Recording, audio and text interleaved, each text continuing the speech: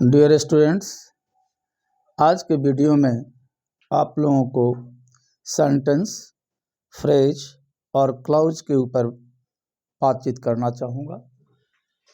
हम लोग सेंटेंस क्या होता है, फ्रेज क्या होता है और क्लॉज क्या होता है, इसके विषय में हम लोग विशेष जानकारी हासिल करें। Sentence, A group of words arranged in A definite order so as to make complete sense is called a sentence। वाक्य तभी हो सकता है जब वो सार्थक अर्थ देता है। शब्दों को डिफिनिट ऑर्डर में, डिफिनिट क्रम में सजाकर जब रखा जाता है तो वाक्य का निर्माण होता है। एक ग्रुप ऑफ वर्ड्स, शब्दों का समूह, arranged in a definite order माने एक निश्चित ऑर्डर में व्यवस्थित किया जाता है। So as to make complete sense, ताकि वह पूर्ण अर्थ दे दे, इज कॉल्ड ए सेंटेंस, तो वह सेंटेंस कहलाता है। जैसे में आप देखें, we will not play cricket tomorrow, हम लोग कल क्रिकेट नहीं खेलेंगे। इस वाक्य में देखें, सबसे पहले सब्जेक्ट आया है, तब उसके बाद ऑक्सिलरी वर्ब आया है, तब मेन वर्ब आया है, तब अदर वर्ड्स का प्रयोग हुआ है। ये डिफिनिट ऑर्डर में इन शब्दों को सजा करके, इन शब्दों को पिरो करके हम लोग एक वाक्य का निर्माण कर दिया। सेंटेंस में एक फिनाइट वर्ब का होना बहुत जरूरी होता है। जैसे इसमें प्ले जो है फिनाइट वर्ब है। फिनाइट वर्ब जो होता है किसी भी सेंटेंस का आत्मा होता है, हार्ट होता है। फ्रेज में अब देखें, A group of words that make sense but not complete sense is called a phrase। अब ये दोनों में अंतर यह है कि सेंटेंस कंप्लीट सेंस देता है, जबकि फ्रेज भी सेंस देता है लेकिन कंप्लीट सेंस नहीं देता। A group of words that makes a sense, शब्दों का समूह जो सेंस देता है, भाव देता है, बट नॉट कंप्लीट सेंस, लेकिन पूर्ण अर्थ नहीं देता, इज कॉल्ड ए फ्रेज। जैसे आप देखें, इन द पार्क माने पार्क में, एक अर्थ देता है। एट रैंडम बिना लक्ष्य के, जॉयज एंड सॉरोज हर्ष और दुख, ऑफ नो यूज माने बेकार, at standstill, at the 11th hour अंत समय में। ये सब जो हैं अर्थ तो दे रहे हैं लेकिन कंप्लीट सेंस नहीं देते। एग्जाम्पल में देखें, work done at random does not give fruit. इस वाक्य में देखें, ये कंप्लीट वाक्य है। ये जो पूरा का पूरा कंप्लीट वाक्य है, कंप्लीट सेंटेंस है, लेकिन इसमें एट रैंडम जो आया है यह फ्रेज है। तो फ्रेज को सेंटेंस में परिणत किया जा सकता है, बदला जा सकता है, सेंटेंस बनाया जा सकता है। With the help of a phrase we can frame a sentence। work done at random does not give fruit। at random किया हुआ कार्य फलदायक नहीं होता है, फल नहीं देता है। ये कंप्लीट सेंस देता है। इसीलिए यहाँ से यहाँ तक ये जो वाक्य हो गया वह बिल्कुल करेक्ट वाक्य है, सेंटेंस है। लेकिन एट रैंडम इसमें जो है मात्र एक फ्रेज है। Difference between a sentence and A phrase. अब इस वाक्य में देखें और फ्रेज में क्या अंतर है, वाक्य और फ्रेज में क्या अंतर है। A sentence always has a verb in it. वाक्य में हमेशा एक वर्ब होता है। क्या होता है? वर्ब होता है। The verb is the heart of every sentence. किसी भी वाक्य का वर्ब हार्ट होता है, दिल होता है। बिना वर्ब का कोई सेंटेंस नहीं होता है। सेंटेंस तो एक वर्ब से भी बन सकते हैं, जैसे गो जाओ, कम आओ।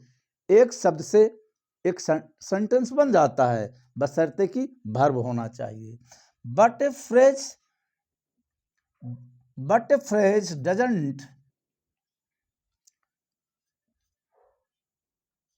Doesn't have a verb. लेकिन एक फ्रेज में वर्ब नहीं होता है। बिना वर्ब का फ्रेज होता है। चलिए अब हम लोग क्लॉज के बारे में जानकारी हासिल करें। अब हम लोग क्लॉज को देखें। क्लाउज को हिंदी में उपवाक कहते हैं, उपवाक या वाक्यखंड। A clause is a group of words that forms a part of a larger sentence and has a subject and finite verb of its own. Clause किसी बड़े वाक्य का एक हिस्सा होता है, यह भी शब्दों का समूह होता है। A clause is a group of words, clause शब्दों का समूह होता है, that forms a part of a larger sentence, जो किसी बड़े वाक्य का हिस्सा बनाता है, भाग बनाता है। And has a subject and finite verb of its own, और इसका अपना सब्जेक्ट होता है, कर्ता होता है, और एक फिनाइट वर्ब होता है, मुख्य क्रिया होता है, मुख्य क्रिया। बिना कर्ता और मुख्य क्रिया का कोई भी क्लाउज नहीं हो सकता है। जैसे एग्जाम्पल में देखें, Hercules was a man of great strength. यह वाक्य बिल्कुल सिंपल सेंटेंस है, सरल वाक्य है। देखिए इसमें आया है ऑफ ग्रेट स्ट्रेंथ, यह फ्रेज है, तो एक सेंटेंस में फ्रेज का इस्तेमाल किया गया है, तो यहाँ ऑफ ग्रेट स्ट्रेंथ जो ये फ्रेज हो गया, but Hercules was a man of great strength ये सिंपल सेंटेंस हुआ। दूसरा एग्जाम्पल देखें, Hercules was a man who possessed great strength, ये कॉम्प्लेक्स सेंटेंस है, इसको हम हिंदी में जटिल वाक्य कहते हैं। अब who possessed a great strength यह क्लाउज हो गया। इसमें हरकुलस वॉज ए मैन, ये प्रिंसिपल क्लाउज हो गया, प्रिंसिपल क्लाउज, इसी को हम मेन क्लाउज भी कह सकते हैं। और चूंकि यह सबऑर्डिनेटिंग कंजंक्शन से, हु क्या है, हु जो है सब ऑर्डिनेटिंग कंजंक्शन है, सब ऑर्डिनेटिंग कंजंक्शन है। तो सब ऑर्डिनेटिंग कंजंक्शन से जो क्लाउज शुरू होता है उसको हम सबऑर्डिनेट क्लाउज कहते हैं। तो who possessed a great, who possessed great strength, ये जो है सबऑर्डिनेटिंग कंजंक्शन हो गया, सबऑर्डिनेट कंजंक्शन हो गया।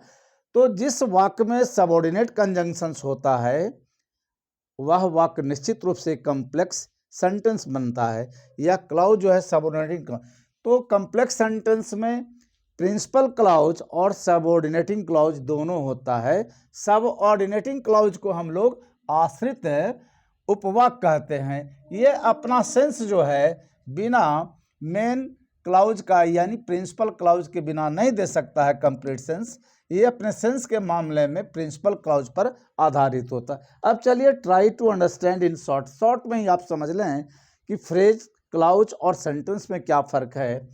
तो फ्रेज में not finite verb, finite verb होता ही नहीं है, फ्रेज में फिनाइट वर्ब नहीं होता, कोई भी फिनाइट वर्ब नहीं होगा। क्लाउज में वन फिनाइट वर्ब होता है, एक निश्चित रूप से फिनाइट वर्ब होगा।